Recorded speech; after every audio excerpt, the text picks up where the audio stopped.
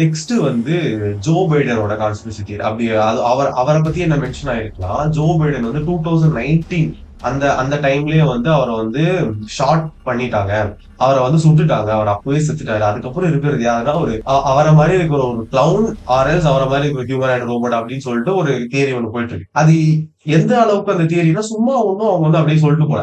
நிறைய பேர் அதை நம்புறாங்க, நிறைய பேர் வயசான அப்படிதான் பண்ணுவோம் அப்படின்னு சொல்றாங்க. ஆனா இந்த மாதிரி ஒரு தியரி போயிட்டு இருக்கு. இந்த மைக்கேல் ஜாக்சன் பத்தி சொன்னல, அவர் வந்து நிஜமாவே இறந்துட்டாரா இல்ல ஒரு ஃபயர் ஆக்சிடென்ட்ல வந்து அவர் வந்து அவருடைய ஸ்கின் 3rd டிகிரி பர்ன்ஸ்னால ஃபுல்லாவே மாறி அதுக்கப்புறம் ஒரு அவரோட ஃப்ரெண்ட் ஒருத்தர் இருக்காரு, அவர் பேர் நான் மறந்துட்டேன். அவர் ஃப்ரெண்ட் ஒருத்தர் இருக்காரு, அவர் ஃப்ரெண்டு வந்து அவர் ஃப்ரெண்டு தான் ஆக்சுவலா இறந்து போனது, அவர் ஃப்ரெண்டோட இடத்த ரீப்ளேஸ் பண்ணிட்டு போயிருக்காரு அப்படிங்கிற ஒரு தியரி போயிட்டு இருக்கு. அந்த இதுல அந்த லிஸ்ட்ல வந்து நிறைய பணக்காரங்களோட லிஸ்ட் இருக்கு, மோடியோட பேர் இருக்கு. அதான் மோடியோட பேர் வந்து ஃபர்ஸ்ட் ஒரு திங் புரிஞ்சுக்கோங்க, அவரும் அந்த எப்ஸ்டீன் ஃபைல்ஸ்ல அவர் பேர் இருக்கு அப்படிங்கறதுனால அவர் வந்து எப்ஸ்டீன் ஐலாண்டுக்கு போனார் அப்படிங்கிற அர்த்தம் இல்ல. அவர்